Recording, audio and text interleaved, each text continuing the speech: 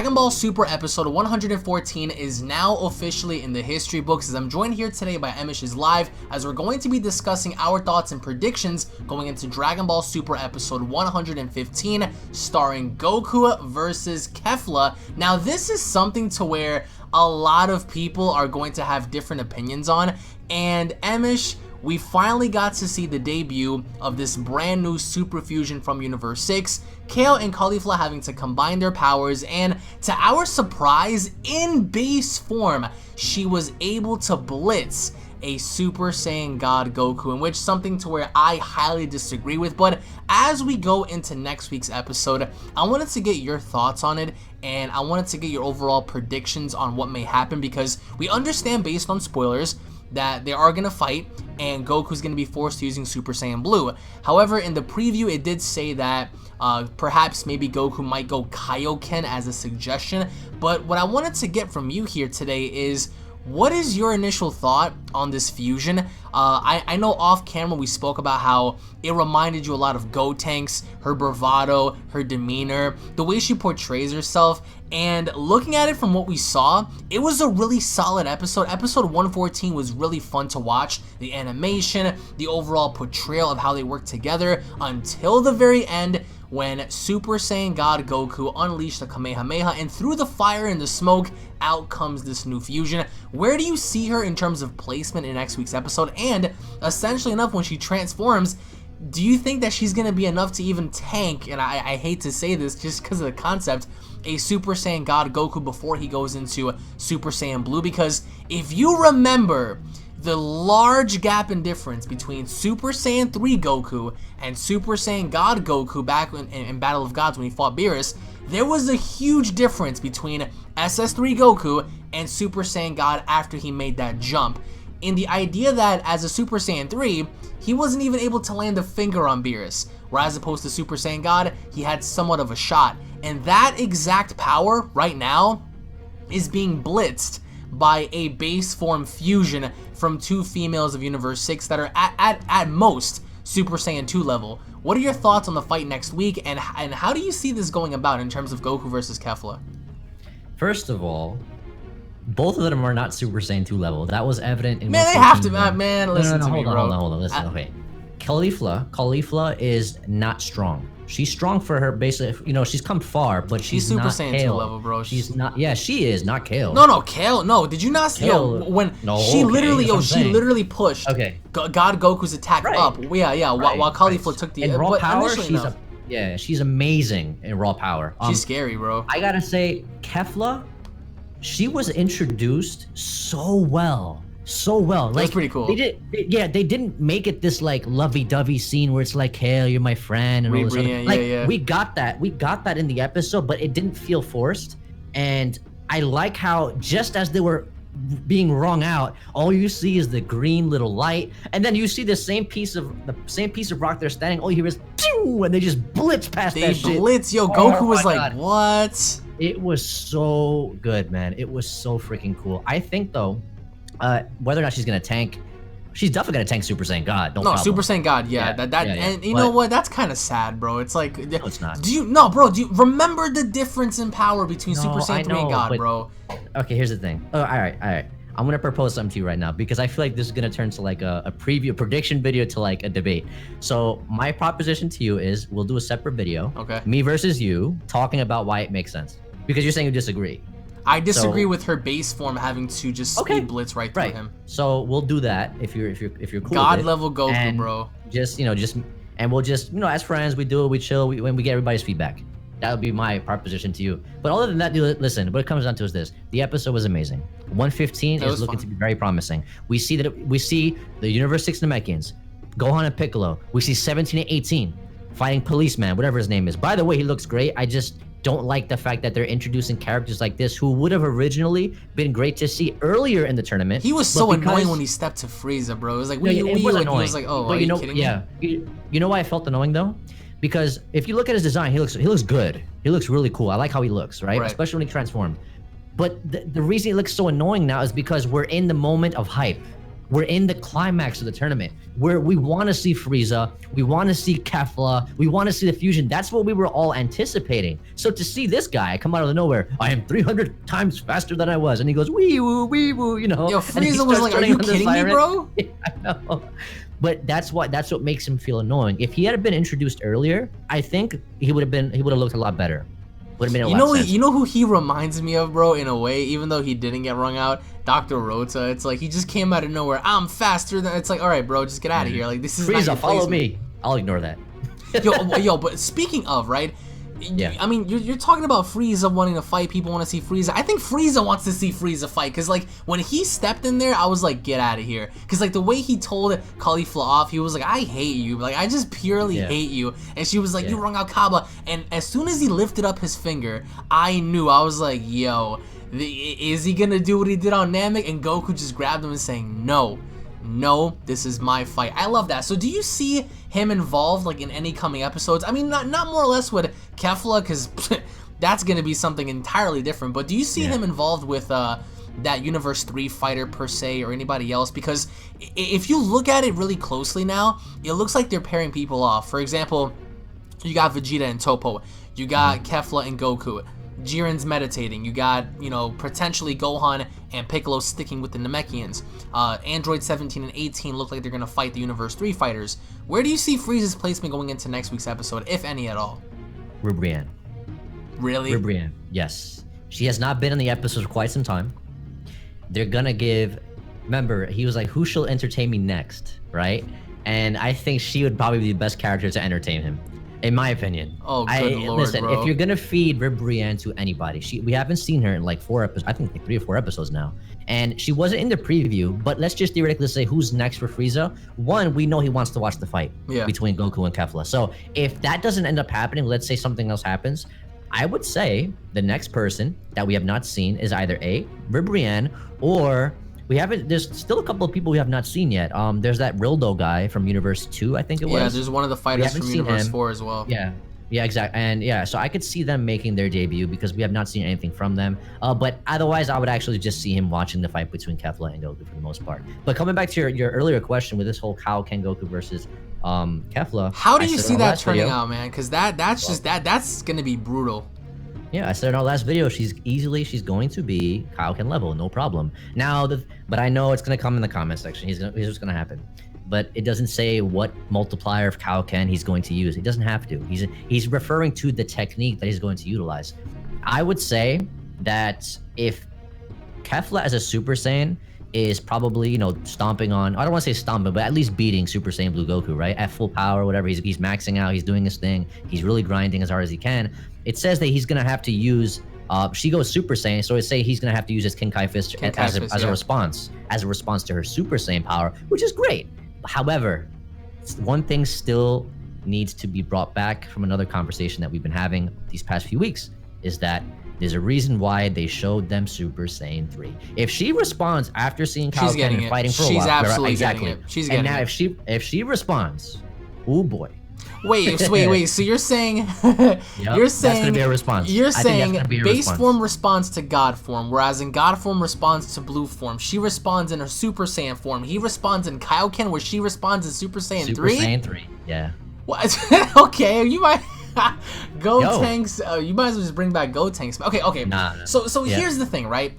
She's unquestionably going to be buffed up. She's going to be very strong. People in the comments are going to go, oh man, just get her out of there. Let's be realistic. You know you want Kefla in this tournament more so than Ribrianne. Actually, they want Vegito and Gogeta. That's what it is. No, I understand. Yeah. Gogeta, Vegito, I mean, tomato. Gogeta and Vegito, there's no logical reason for them to be here. I would love to see Gogeta or Vegito, but only if they didn't give Goku Ultra Instinct. If Goku never had Ultra Instinct, he went in there, you know, he went in there Smash Mouth style with Jiren, and Jiren just destroyed him. I could see Goku then turning to Vegeta and saying, yo, I have no reserves left. What you got? And then maybe we could see, you know, Vegeta have his moment with Jiren, get smashed, in which Vegeta's like, yo, okay, I mean, I'll endure it. I mean, if they can endure with Zamasu, and the consequences were high, why not endure it now when your life is like literally on the balance? So that would be the only logical reason. And I'm not saying that Vegito couldn't happen, or Gogeta, in which Gogeta is highly unlikely, but I'm not saying it couldn't happen, because listen, at this point, how many of us actually predicted to see this fusion, let alone anything else? I'm a little worried to even predict anything else, because they're known to swerve and just like, you know, just do things that are just unpredictable in nature. However, when do you see, it's not a question of if, but when do you see them achieving Super Saiyan 3? Because I feel like it's not going to happen next week. I feel like sometime, because we understand based on the new information we got, they're planning on taking this tournament at least going past March of 2018. If I were them, I wouldn't rush giving them Super Saiyan 3 just as quick as they came. If anything, yeah, have her bang out a couple of guys and even Goku until, of course, maybe there's another opposition that comes her way that forces her into transforming further. Perhaps, maybe, if she ends up fighting Frieza or even Jiren, because we saw how it's weird enough how when Goku transformed, Kale transformed, and after she powered up, we saw Jiren's hands move. And I don't know if that's a sign that he's aware or he's kind of like, you know, something's getting to him, but we saw him move. When do you see her achieving Super Saiyan 3? Because I don't see it happening next week. I honestly don't see it happening this month or possibly for the rest of the year. I can see it happening maybe at some point as we further our way in this, because I think that there's 21 minutes remaining if I'm correct. So when do you see her transforming into a Super Saiyan 3 and how? Well, how is going to be in response to her just digging deeper. Another thing to consider is that she could just respond, at least for now, with a Super Saiyan 2. Which would, that makes sense. Yeah, which would really catapult what she's capable of as a regular Super Saiyan. So she could still do that. I think there's also a reason why we saw Kale while she was going into her berserk state, like massive berserk. We actually saw her do that. Plus, we also saw the electricity as well. Don't get me wrong, we saw that the first time she transformed, but I also think that there's also a reason why they showcased it again this time. So it's kind of maybe hinting that she could also go. I mean, come on, she has to be able to go Super Saiyan 2. This is Kefla fighting a Kaioken Blue Goku with Super Saiyan, just regular Super Saiyan. So we could argue she could still go Super Saiyan 2. She's definitely going to want to explore what she's capable of, right? And Goku needs to be there, needs to be the catalyst to push them the same way. Because that's what it was. This whole fight was them pushing each other, and they were having a good time. They enjoyed it. Until ultimately Goku said, listen, all right, we saw Goku had the intention of knocking them out, man, which is big. Because it got to a point where it was like, okay, Goku, the two of you fought well. He even hinted, listen, let's do this again sometime after the Tournament of Power, which could be hinting at what he might try to do if he were to win the tournament with the Super Dragon Balls, right? Right. That's another indication. So I think that he sees them as a rival to some degree. He actually enjoys their company, primarily Kale as well, because he's definitely acknowledged what Kale can do. I think we as a fan base have acknowledged what Kale can do. Kale has been Caulifla. It got to a point where she was limited. Like after he went Super Saiyan God, we could still see Kale being the only one actually able to go, throw fists with him, right? And in raw power, she's strong as fuck. But skill set plays a major factor as well. Goku in his skill set, even as a Super Saiyan God, we could see that. He showcased numerous instances where he just made both of them look dumb. And then Kale was so overly concerned with Caulifla. As a result of that, it kind of threw her off what she could do. She can fight, but she still lacks the experience. Goku even references this later in the episode where he says, the two of you did well, but your end game needs some work. And he tries to knock them off. So as far as when they can transform, man, I would say if they want to drag this out, yeah, it would have to be, I would say maybe holiday time. It really depends on how long they want to drag this on. You know what I'm saying? I really think they need to drag it out because just, I agree. Because Gotenks, that was dragged out a bit with Boo until Piccolo was like, "Oh, is that it?" Well, I don't want to compare it to Z because no, of course not. No. Yeah, it's because the way they handle time there is significantly different. For example, the Jiren versus Goku fight was like 2 minutes, 3 minutes. Actual tournament time. Yeah. As was this. And it felt much longer. So it goes to show how many things or how many events can take place in like a 1 to 3 minute time span. So I would say just me lowballing it. I'm not good with predicting when we would see it, but I would say holiday time at least, bare minimum, around the holidays of Christmas. I would say if anything probably the end of next month or something, because it's just it's way too early. I mean, remember this, we still got universe 2, 3, and 4, We still got Vegeta and Toppo. We still got the android. There's so much other. I mean, now that you stop and think about it, of course it makes sense for them to drag it out to March. I mean, there's so much more left in there. It's like, how are you gonna tell the rest of the story? Right. What are your quick initial thoughts for Vegeta and Toppo? Do you see them fighting next week, or do you see it just being kind of like a faded back kind of fight where it's not really focused on yet, but it's happening while you're watching other people fight? I think it's gonna continue to be one of those fights where it's like they're gonna really make the fan base want to see it first. You know what I'm saying? Like, people want to see it now, right? Everybody's on the edge of their seat, like, oh my god, man, Toppo hasn't gotten shine yet. It was pretty cool because Vegeta caught him and then Toppo caught him, and I was like, oh, okay. But it's so, exactly, and that's what I'm talking about. They handled this episode so clever. It's not like Vegeta left the episode with that punch and that was it. No, at the end we saw Toppo get that kick in, but then again, it was due to Vegeta sensing somebody else's energy. And that's where I have to say, well, if Vegeta can't really afford to make those mistakes, I mean, yeah, it was a huge surge of energy, but at the same time, you still can't afford to make those mistakes. So he didn't even know what was going on. He was like, why do I feel that? What's happening over there? And he got knocked. So they did a good job at, cleverly how they how the choreography for the episode was, the events that took place. So I that's what I gotta say. It's like they're really making it feel like it's even, and they're gonna continue to do this until finally we're gonna get a definitive winner. I would say with Jiren twitching and clearly feeling Kale alone. Well, his hands twitched. Yeah, his hands twitched. Guys, obviously he's not scared of Kale. He's clearly acknowledged her though. Remember, he was the only warrior who stepped up to fight her in the beginning, and he one-shotted her. And she's exponentially stronger than what she was back then due to Zenkais and stuff like that. I'm sorry, she's still ain't nothing compared to him. I think that, let's say hypothetically speaking, he steps in, it's over. It's of course. Owarida. That's it. Owarida. That's it. That's all. That's it. Yeah. But like I said, man, and then we see in the preview again where he clearly he's acknowledging Kefla's power as well. So he's not gonna acknowledge Goku. He knows what he can do. So to anybody saying, well, oh, maybe he's acknowledging Goku's power. No, because he shit stomped Kaioken times 20 already. So with his eyes. Yeah, with his eyes, bro. Yeah. So ultimately, I think it's exciting, man. I really encourage people to just accept it, let it go, and really these episodes have been. You know so what it good. is? People just want to know like how and why. I mean, that's like the basis for like anything in the world. It's like if you get something, it's like, okay, how and why. But no, do your homework. That's what we do. This is what it comes down to. Listen, if you guys are fans of the series, whether you're fans of Dragon Ball Z and you walked into Super thinking you're gonna see Z, stop that shit. Drop it right now. And just start over from Dragon Ball Super and just try to make sense. That's what we do as content creators. We talk to you just like fans. We're fans, and we talk to you. We try to map it out. Remember last week we did our prediction even the video. creators, they make sense of it by retconning or changing certain events in the manga. Yeah. Right. Sometimes, like me and you, we did a discussion video. We talked about how strong Kefla could potentially be. I gave my thoughts, and I got flamed in the comment section for it. I'm not salty about it, but I got flamed for it. Like, oh, he's stupid. Kaioken times 10, is he crazy? And then look at the preview. He's going to go Kaioken. He's clearly going to have to push himself to the point. Right now, there's nobody in this tournament that's going to push Goku other than Jiren, right? Than Kefla. There's nobody else. That is scary, bro. She's another... Oh, my God. I mean... But you know what? Also, it's like...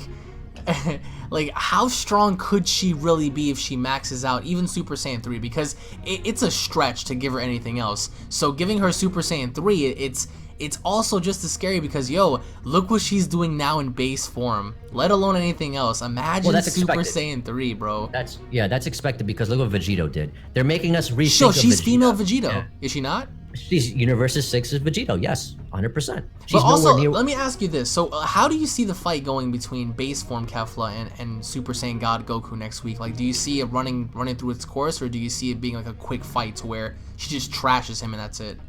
Well, here's the thing. If you want to say Goku's not trying hard as Super Saiyan God right now, it's because this is his initial reaction to Kefla. He clearly said it. She powered up just regularly in her base form and said, listen, I can't sense a limit to her energy. Now, guys, this does not mean that she's limitless. No, what this means is that Goku, as a master martial artist, as a guy who's fought God tier characters, right? And him being a guy in Super Saiyan God who you can't even sense his ki, all you could feel is the pressure that's emitted from a God tier character. Okay, with that out of the way, we understand that Goku himself is acknowledging that, listen, I don't know this field. I don't know what her theoretical climax or her power is capable of. And because of that, that's why I'm so surprised at what she's doing right now, and that's why right now it looks like base Kefla is shitting on base Goku because Goku doesn't know what she's capable of. So right now, I would say he's gonna have to just play it out to see what she can do, right? Which is why they referenced the whole concept of being a master martial artist last week, because Goku's understanding this. Right. He adapted to their attacks, right? So same thing applies here. Right now, they're gonna really let Kefla flex, right? He's gonna go blue, and then she's gonna power up. That's it. I don't see them really allowing her to just completely beat him up in her base all the time, even though the previews do indicate that, right? The ending of this episode indicated that, and the previews indicate the same thing. He's gonna have to respond to blue, and then maybe he'll get some hits in with her, and then she's gonna power up to Super Saiyan, and he'll respond with Kaioken, and then ultimately we're expecting to see Super Saiyan 3. And then I would argue that will be, well, I think at that point we can agree that's gonna be the reason why they end up defusing. And that's probably too much power. I mean, it's kind of hard. It's kind of hard to say if someone can throw her out in that fused state, other than Jiren. For me, again, as I said before, I would love to see Frieza fight this fusion because it's more than fitting for him. Everyone else is doing something but him, and I feel like, you know, in his true golden power, that would be really fun to watch. Especially how much he hates them. And to see her potentially get the upper hand on him, you know how mad he'd get. So that would be awesome to watch. That's why they won't do it. They're really protecting. Well, probably Frieza, no, they're definitely protecting him for something more. But I just loved how he stepped in regardless, and he was just like, you know, you're mine, and Goku's like, nah, first come first serve. But just overall, do you see Super Saiyan Blue Goku? You know, it was just emerging as the victor going into next week, or by the end of it, like when it's all said and done. Would you say that Kefla's gonna walk away the winner? Because for me, I see them protecting Goku on this one. I mean, I can see her. I can see her beating him up like really badly. I don't see either one losing. I could see perhaps maybe something happening in between to where someone gets in the way, or something happens to where her attention is possibly redirected. Because obviously you need to save Goku for Jiren. It'll be a stretch if like she ends up getting wrung out next week, because it'll be like, whoa, what? Even though I doubt that'll ever happen. It's Dragon Ball, like anything is possible. So between them two, I can see her getting the best of Goku, but not winning. I think that someone or something's gonna come in between them to where they're gonna try to protect Goku, because Champ already called it. He's like, yo, ring out Son Goku. In which that's probably going to be her goal, even though I don't see it happening. Like by the end of next week's episode, what do you see happening between Goku and Kefla when it's all said and done? Well, the title is basically Super Saiyan Blue is defeated, so that's one. And two is that, I mean, yeah, she's gonna win. Like I said, they have to let her flex. Because we know what Goku can do already. We saw what he did against Jiren. Throughout the history, we know what Goku can do. So it's good to see Goku be pushed into a corner by someone who isn't overwhelmingly stronger than he is, like a Jiren, right? Because now we have someone who can actually fight with him and really push him and push him and push him. Because in my opinion, right, we know this is when Goku performs at his best, when he's pushed into a corner, and that's the Goku we want to see. These past 2 weeks, we've seen the Goku that we miss. So I don't know why everybody's upset. This is the Goku we want to see. The serious, I want to fight you Goku. No fucking around, no dropping my guard, none of that bullshit that we saw throughout the actual first half of the tournament. This is the Goku we want to see. This is the Goku we need to see. And I respect the concept of the mirror version of Universe 7, right? I respect the fact that Kefla as a fusion can push Goku this far. It makes me enjoy the series that much more. And who better than Universe 6, who is the mirror version of Universe 7, right? You could argue maybe Hit could have pushed him this far. Not really. I mean, you could argue that if you want to. After seeing what he did to Jiren, fine, no problem. But we've seen that before twice. Why do that when you can give us something fresh, right? So I think I think it's good for the series. And once again, I would just encourage people to just enjoy it. It's great. Like, it's so exciting. And this episode was so fun to watch. I don't know, I just don't know how you could say otherwise, ultimately. I think when it's all said and done, I still think Kefla is way better than Ribrianne. So, like, you guys can argue, oh, she's already this and that. Ribrianne, keep in mind, Ribrianne outlasted Hit. So I'll just let that sink in for a minute. and that's kind of sad to see that fat Oompa Loompa still running around somewhere. And the fact that Vegeta couldn't even beat her is kind of sad. Even though he wasn't trying, she's still here. So post your comments down below, guys, on your thoughts on Kefla. What are your overall thoughts as to what may happen? Post your predictions down below. Thank you all so much for watching. If, of course, you guys are new, smash that subscribe button, guys. Leave a like down below. Also, guys, I will leave a link to Emosh's channel in the description box, so make sure you guys go on ahead and check him out. Thank you all for watching, guys. Emosh, thank you so much for joining me, and we'll be seeing you all down below, guys. Take it easy. Peace.